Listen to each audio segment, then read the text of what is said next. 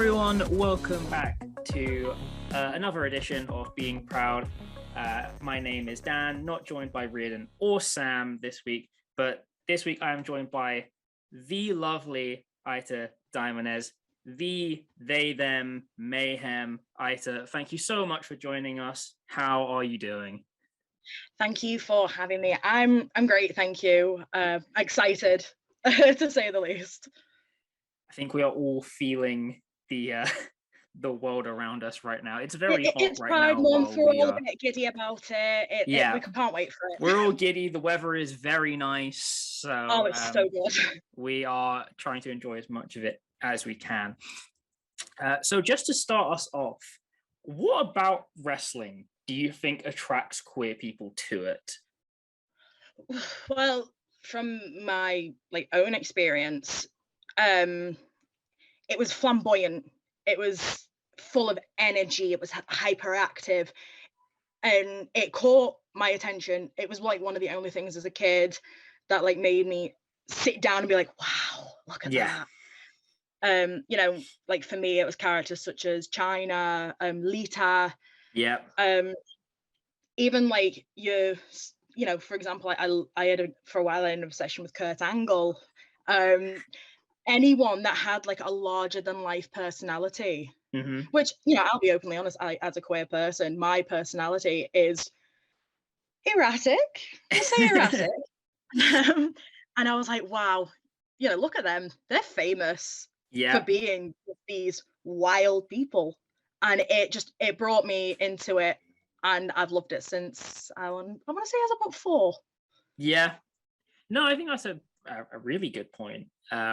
Obviously we look at these, massive characters and these people, and you think, oh wow, I want to be like them. I want to do that. Yeah. You touched on the flamboyance, so I want to bring up something from one of our ones from last year, the lovely Michelle Visage. About a lot of people see wrestling and drag quite similarly. I'd say so. Yeah, because when you think about it, some of us wear makeup, some of us don't, but at the same time, you are getting ready, you're putting on a persona like a drag artist would. Because when you think about it, they've got to have so much prep down to the wigs, the costumes, the makeup, even down to some of them alter their voice, some of them will talk more femininely, or drag kings, for example, would try and put on a bit more of a masculine tone. So I'd say it's quite similar to drag in a lot of aspects, actually. Yeah, it's an interesting crossover that we don't normally think about, but kind of ever since I had that door open to me, I just can't miss it now. Yeah, I will. There's been a couple of times where I've watched. I'm a big fan of the show Pose, and you see a lot of the things the flamboyancy, and I'm like, I could use that. I could do that. Absolutely. And it's all just very much interlinked. Yeah. I don't know. I always say wrestling has a very cabaret feel to it. I mean, I've never thought about cabaret, but obviously it does have its theatrics, so to speak. I feel like it's quite a British thing, because I feel like a lot of us are quite used to the thing of wrestling just being light entertainment. Yeah. I do get that. I don't know. I think it depends on the story that you're telling. Definitely depends on your storylines. The story, the kind of general vibe, and how everything is going. Your grudge matches, for example, they're I wouldn't say they're theatrical. I'd say you look at them and if they're done right, you start going. They're more like your serious theatre. Yeah, that's more that. Tell you what, so we've got your usual wrestling, which I don't know, let's say Phantom of the Opera. Yeah. And then you've got your grudge matches, and that's very much Shakespeare. Yeah. I always say Oscar Best Picture winner, soap opera. Yeah. Yeah, you know what? Yeah, I can agree with that. Yeah. That's kind of the continuum that it goes on. Yeah. But no, I think it's such a interesting thing to think Hmm. about. To you, do you think there's anything that wrestling could do to attract more queer people to it? I mean, obviously, the more queer performers there are, the more queer people will want to get up and say, "Oh my God, I want to do that." You know, Mm. that could be me. You Yeah, know, there's this whole like, I've noticed it particularly in America, yeah. where people say wrestling is for like middle-aged dads, and it's like, no, it's not. It's for everyone, every Hmm. person. You don't have to be a particular thing, and it should be open to everyone. And the more representation that we see, the more representation we're going to get. Yeah, Like, obviously, for me, inspirations wise, like, there was China, who was, although addressed herself as a woman, was quite masculine in how she dominated. yeah. But like more modern day, in the States, Max the Impaler, Kid Bandit. Absolutely, absolutely. I was very lucky to meet Max the Impaler, and I will admit, I was a complete mark. I cried a little bit and everything. It was so embarrassing. Um, but in this country, I really, really admire the likes of Visage, Mhm. and I'm very lucky to have had quite a few conversations with Visage now. And honestly, the seeing like non-binary people Yeah, like doing these things, like, although I identify as gender fluid, we're all in a nice little umbrella. yeah, And it's like, you can look at them and go like, we've got like a thing there. Like, not many people have that thing that they can yeah. bond on. And that for me is that thing. And I came into like, when I came into wrestling, my original name was Haxon, and Haxon was inherently womanly. Hmm. She was still a powerhouse, and she could still throw a wicked punch, Yeah, and I will always have love for her, but she wasn't what I wanted to be. yeah. There's still a lot of love for what it was at the time, but it's not you now. Yeah, and I will always look up to her, because if it wasn't for her, I wouldn't be where I am now. Hmm. But I'm obvious, like, I've got a lot to thank her for, because although I still look quite feminine when I'm performing, that is me. I am me now. Yeah, And although yes, she's still part of me, there is still elements of Haxon in there. I'm happy now that I felt more comfortable to bring that aspect out, and that's thanks yeah. to the representation that I've seen, even in the likes of WWE, seeing like openly bisexual and Hmm. lesbian performers. It's opened a lot of doors where they were very, very firmly closed. Yes. No, absolutely, absolutely. Um, in that same sense, then, and this question that I think might resonate quite well. Do you Mhm. think that being in wrestling has influenced the way that you kind of see yourself and the way you express yourself? I think wrestling has made me more able to express myself in everyday life. Yeah, I know, like, there are people out there who, although they love it, they just see it as a job. Like, yeah, it's very much like, yeah, you know, in my day to day, I am a student, mhm, but that still filters. I like to say Aita is just me turned up to 11. yeah. She's every, sh- they are like every, that every extra ounce of energy I've wanted to put out, all But saved up for that moment where I can just explode with it. all those things that you haven't been able to put like anywhere else are Yeah, able to just yeah, go and be put out in this place. yeah. And anyone who's worked with me, would probably say the same thing, that I'm loud. Like on wrestling days, I am loud. I'm I'm the butt of the joke. Like I will do anything, go out of my way to make someone happy, to make someone laugh. Yeah. Even if it's at my own expense, because I am no stranger to making myself the butt of the joke. I am no stranger to that myself.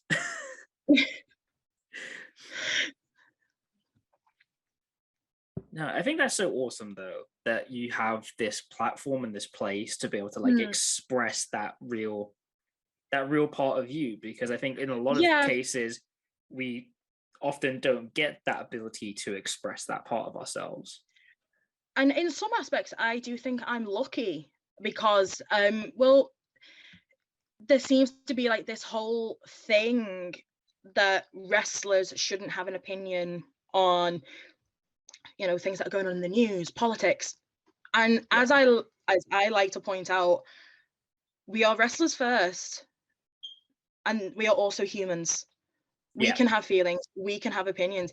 And if you're spouting hatred to something that directly would come towards me or people like me, I'm not just going to sit there and take it. And I feel having that platform makes it easier for other people who are like, like me, like Max, like Visage, to open up and be like, well, they're living their life, they're loud, they're happy, they are more than comfortable to correct someone.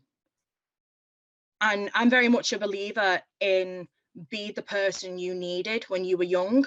Absolutely. And I want to use my platform to be that for someone. And even if I just get like one tweet one day where they go, hey, you really helped me overcome this, then I'll know I've done things right. Yeah. And that's my goal. Like, don't get me wrong, it'd be nice to wrestle in the States, it'd be nice to wrestle in Japan, but I would rather have someone come to me and say, hey, you really helped me. Yeah. And that's it for me. That's the real win. Yeah. That for me, that is my win. Don't get me wrong, all those other things would be nice, it'd be nice to be making a WWE salary. It's the kind of it's the kind of, like, as we like to say, like the thing money cannot buy. Yeah, exactly. And this is, I'm more than happy to be open about my struggles. Like, I've struggled with my mental health, I struggled with my identity, I struggled with my sexuality. I struggled with my own health. I'm recovering from an eating disorder. And if I just get one, if someone can come up to me and be like, hey, if they listen to this and be like, hey, you mentioned you had an eating disorder, can I talk to you? Yeah. I'd be like, sure. My inbox is always open for stuff like that. Yeah. If you need resources, I can help you with that. That's what I want to be. And I'm very lucky to be surrounded by people who are willing to push that and support that. Absolutely. And that level of support is so important to a lot of people. Yeah. Following on from that, and I think this speaks to a real key part of this, what does it mean to you to kind of, let's say, be a part of this new generation of queer wrestlers, either in the UK or kind of internationally as well, if you want to think like that? Yeah. For me, it's beautiful. I spent the best part of a decade arguing with myself, just telling myself I was a tomboy, and jumping between being like this hyper feminine skirt wearing young woman to being this tomboy who was just baggy clothes, baggy jeans. And I was just told it was I got told by when I was in high school, like, it's a phase. And they never that really one before. Exactly. And it irritates me. But on more of a personal level, I'm a parent and I want to see that world where my son can grow up. And someone, heaven forbid, he accidentally misgenders someone, they could turn around and go, hey, actually, my pronouns are this. And for my kid to go, oh, my apologies, I'll do better. And not have this big hoo-ha that seems to be around it. Like, it's just weird, and to be able to help pave that way is phenomenal, because I was told in school that I wouldn't achieve anything, I wouldn't get anywhere, and yet here, I quite often see people that I went to school with and teachers that used to teach me, and they can't look me in the face Yeah. because I don't know if it's shame on their part or if they're embarrassed, but and rightly they should be.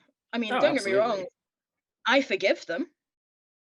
I'm not one to hold a grudge. If, they made me very sad at the time, and no kid should ever have to feel the way that they made me feel, Absolutely not. but it also helped me turn around and set high barriers for my own son, for my nephews, for any of my extended family. Because if I was, I'm now not afraid to turn around and say that's not right. Yeah.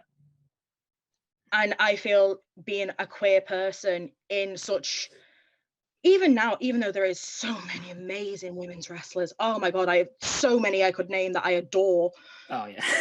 in a masculine dominated field. Yeah, and it absolutely is. I don't think many people would ever even question that. Yeah. And even if I do identify as masculine one day, I may have a masculine privilege there, but at the same time, if I have that privilege, I'm going to use it and change it and make and level that playing field. And I think that's what every wrestler should do, regardless of their identity. They should be making the waves to level the field and make it open for everyone and anyone to, even if they don't want to go into it as a career, to say, Yeah, you know what, I gave it a go. absolutely. Absolutely. Like just being there, Mhm. doing it, and like you said, being present, being seen, Yeah. even if it is people that just try it and do a couple shows here and there. Yeah, I mean, We've even if they don't want to get into the performing side of it, learning how it works, learning how to build a ring. Like I'll openly admit I'm still not great at the ring building part. There's just something about putting things together. I'm just like, oh, I can't do that. But you know what? I give it a go. yeah. And I've learned so much in the process, and I continue to learn. And I think it opens so many learning opportunities. No, absolutely. Fortunately, through this and obviously through the rest of the show, we've had quite a few opportunities to talk to non-binary wrestlers, Mhm. and then kind of through those discussions, we've had actually quite cool conversations about how they've just been kind of booked onto a show. I'm going to say Mhm. provincial, if people Yeah. understand what that means, like relatively small shows, stuff like that, working in Mhm. like not big cities or anything like that, but about how through doing those shows they connect with a completely different kind of audience, and Mhm. very often have actually connected with people who don't really have that sense of like what it means to be non-binary, what it means to be Mhm. trans, and about how them having that exposure, even if they're just someone that's been on like the first match on like a 12 match card that goes like 3 hours, Mhm. that one bit of information is what sticks with people and gets them talking. And I Yeah. think that's really the power of what is possible. Mhm. Definitely. I mean, I've had kids I've had kids come up to me and they go, are you a girl? Are you a boy? And I'm like, both and neither. Why does that matter? And they sort of go, oh yeah. And it's great. Like, don't get me wrong. There will be the odd parent that's a bit at Yeah. me, and I'm Oh, just of like, course. that just shows your shallow attitude, not mine. No, I am more than absolutely. happy for people to talk to me. If they don't understand, talk to me. And I get kids coming up to me saying, "Can I do what you do? Can I do that?" And I'm like, "Yeah, of course you can." When you're a bit older, but you can do anything. And it's mainly young girls that come up to me. Yeah. And again, people, it's because they've had drilled into them that wrestling is for boys and Hmm. dolls are for girls. And it's like, well, no. If you want to do that, nothing should be stopping you from doing that. You know, least of all the fact that you're a girl. No, absolutely. Like, it is ridiculous that we're still having this conversation about like girls and women doing wrestling like, and being valued in wrestling, and it's like we should be way past this at this point. I would personally, I would like to get to a level where it's not like, for example, you see women's wrestling. They don't call it men's wrestling, they just call it wrestling. This is what we've been There talking should not about. be. This is what we've been talking about. There should not be that in front of it. I am a wrestler. They are a wrestler. If we want to wrestle, then we're going to wrestle. That what gender I am should have nothing to do with it. It should have absolutely. It should be down to my skill. It should be down to my ability, not my gender. Has absolutely zero resemblance to ability, performance. It all comes down to the person doing it and who they decide they want to be and what they want to do. Exactly. And if whoever I'm with is comfortable to wrestle me and I'm comfortable to wrestle them, that should not be a problem. I mean, I totally understand, you know, I'm only like 5'7". So if a 6'5" man looked at me and went, yeah, maybe not, I'd get that, because, you know, logistically, that's going to be hard. But it shouldn't be to do with what I look like, gender-wise. No, absolutely.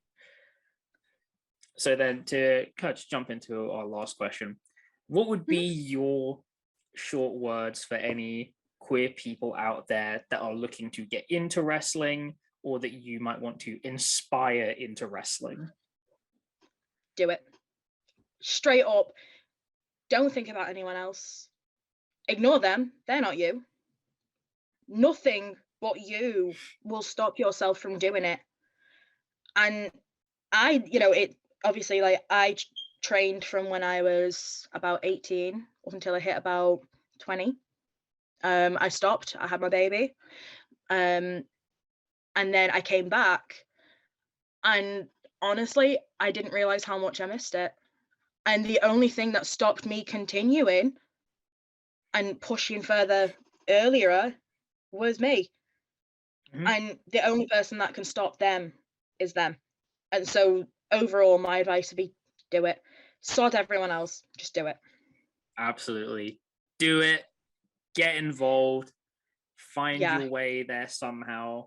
The only other thing I'd probably add is, if somebody goes out of their way to make you feel like you shouldn't be doing it, do not just sit back and let that happen. Do not be afraid to call that out. Absolutely. You are not there to be kicked into a line that they think you should follow. You are you, and that is what matters. You should do it for you. There we go. You should do it for you. That is the key message of this episode. Yeah. Well, AITA, thank you so much for joining us. We so appreciate it. Just quickly before we go, where can people find you?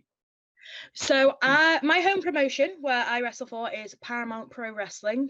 We are Liverpool based. We've got a couple of shows coming up. We've got July 9th, which is a really big show. It's the anniversary of British legend Frankie Sloan coming into wrestling, 30 years. So we've got him versus James Mason. So that's a big show we've got planned. Other than that, I'm on Twitter a lot. You know, I'm quite mouthy. But mainly, like us. mainly Paramount Pro Wrestling at this time. But we are also working on a documentary surrounding gender identity. There will be some more details on that soon. Absolutely amazing. Well, again, AITA, thank you so much for joining us. Thank you. I've been Dan. This has been AITA, and thank you so much for joining us. See you all next time. Bye.